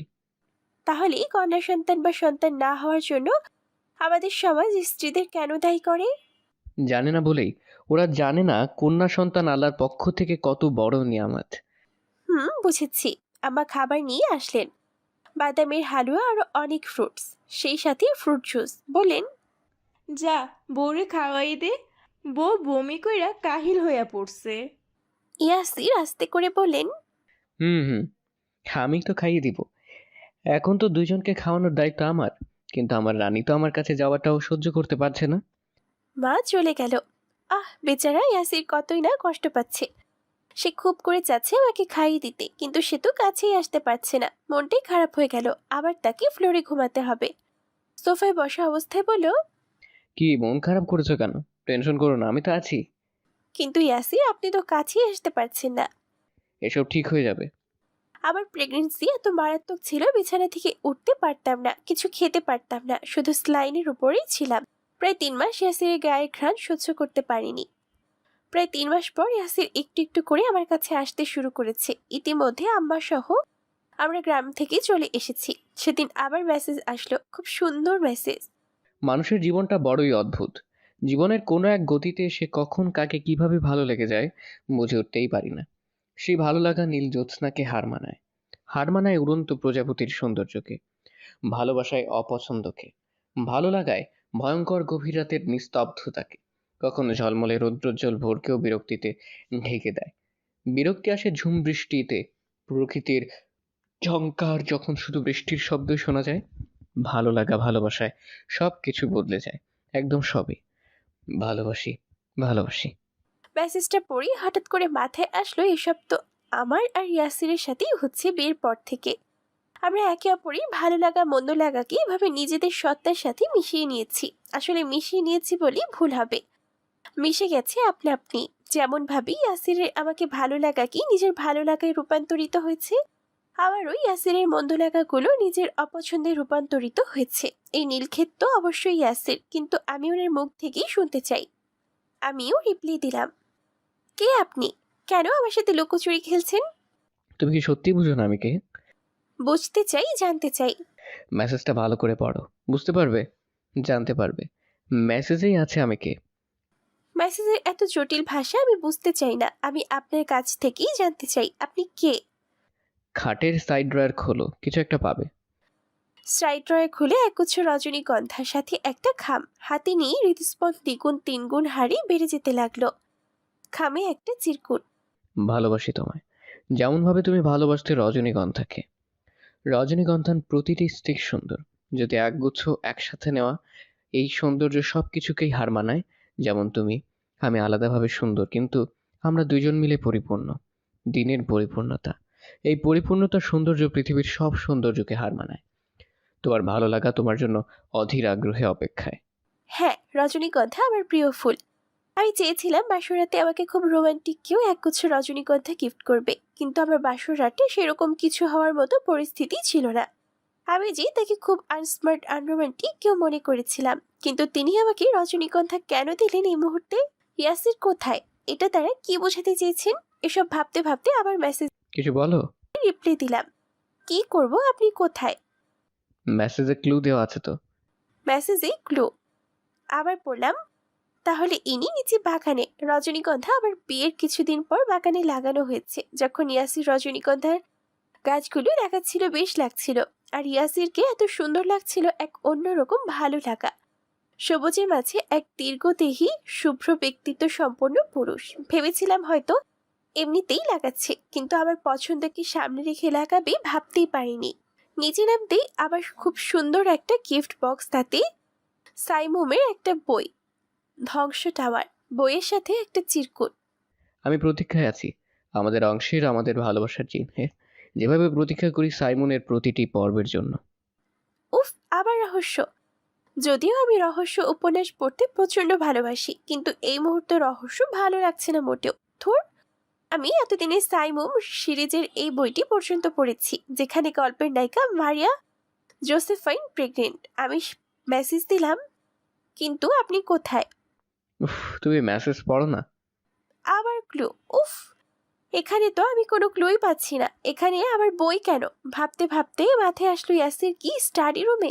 উফ, এত রহস্য কেন? তবে দারুণভাবে উপভোগ করছিলাম এই লুকোচুরি খেলাটা। আস্তে আস্তে স্টাডি রুমে ঢুকে টেবিলের সামনে যেতেই পিছন দিয়ে জড়িয়ে ধরলো। আমি চোখ বন্ধ করে উপভোগ করছিলাম। এই ভালো লাগা বলে বোঝানো যাবে না, শুধু সমস্ত অস্তিত্ব মিশে এক সুখকর অনুভূতি ছোঁয়া দিয়ে যায়। সমস্ত রুম এক অপার্থিব পরিবেশ, ভালো লাগায় ভালোবাসায় মিশ্রিত। কপট অভিমান করে বললাম, এতদিন লুকোচুরি খেলেছ কেন? আমার রাগিনী বউটাকে আরো গভীরভাবে ভালোবাসতে। মেসেজ পাওয়া মুহূর্তে তোমার চেহারাটা দারুণ লাগে। তবে এখন বলছো কেন? একটা সুসংবাদ আছে। এত তাড়াতাড়ি বলতাম না। সুসংবাদ দেওয়ার জন্য বলছি। কি? আমরা অল্প কিছুদিনের মধ্যেই কানাডা শিফট হব। কিন্তু কেন? কারণ আলহামদুলিল্লাহ পিএইচডি স্কলারশিপ পেয়েছি। দুইজনই বাড়ি জমাবো। আমি এক প্রকার চিৎকার করে বললাম, কি বলছো? কিসের স্কলারশিপ? তুমি তো হুজুর। জি না, আমি হুজুর না। তাহলে তোমার এই লেবাস কেন? এই লেবাস হুজুরের নয়, মুসলমানের। মুসলমান পুরুষদের বাহ্যিক পরিচয় হলো দাড়ি আর টাকনোর উপর প্যান্ট, আর মহিলাদের বাহ্যিক পরিচয় হলো বোরখা। তবে মসজিদে আজান দাও কেন? কয়েকবার বলেছো, ইমামতিও করেছো। আপাতত মোটামুটি ফ্রি ছিলাম, তাই এগুলো করছিলাম। ভালো লাগার আরেক জায়গা মসজিদ। কিন্তু এতদিন বলনি কেন? কয়েকবার আনস্মার্ট হুজুর বলে তিরস্কারও করেছি, কিছু বলনি কেন? সারপ্রাইজ দিতে চেয়েছি। আর কত প্রশ্ন করবে? আমি কি একটু হাঁক করতে পারি না? আমি পাথরের মতো হয়ে গেছিলাম, তাকে অভিনন্দন জানানোর ভাষাও হারিয়ে ফেলেছিলাম। আপনি থেকে কখন তুমি করে বলেছি বুঝতেই পারিনি। কিভাবে কি হলো? আমি অধিক খুশিতে স্ট্রোক করব মনে হচ্ছিল। হুজুরা শুধু মাদ্রাসায় শিক্ষক বা মুয়াজ্জিন হয় না, উচ্চশিক্ষিত হয়। উচ্চশিক্ষিত হওয়ার মানে নিজের ধর্ম, নিজেকে স্রষ্টাকে ভুলে যাওয়া নয়, স্রষ্টাকে আরো ভালোভাবে জানা, উপলব্ধি করা। আবার ইয়াসির হুজুর নয়, একজন প্র্যাকটিসিং মুসলমান। আমি তাকে গভীর আবেগে জড়িয়ে ধরলাম। ঠিক যেখানে তার হৃদয়টা আছে সেই জায়গাটা করে নিলাম। আমি কি পেয়েছি? অবশ্য সেই পিএইচডি হোল্ডার না হলেও আমার কোনো দুঃখ ছিল না। মনকে এভাবে বোঝাতে শিখে গেছি, আমার স্বামী যেমনই হোক তাতে আমার মঙ্গল। অঢেল টাকা না থাকলেও আমার দুঃখ নেই। অঢেল সুখ দিতে জানে এমন একজন হুজুর। অঢেল ভালোবাসায় ভরিয়ে দিতে জানে। যদি অঢেল ভালোবাসা নাও থাকে তাতেও আফসোস না করতেও শিখে গেছি। সর্বাবস্থায় আল্লাহর শুকুর করতে শিখে গেছি, কারণ দুনিয়ার অপূর্ণতাগুলো আখিরাতে পূরণ হবে জানি।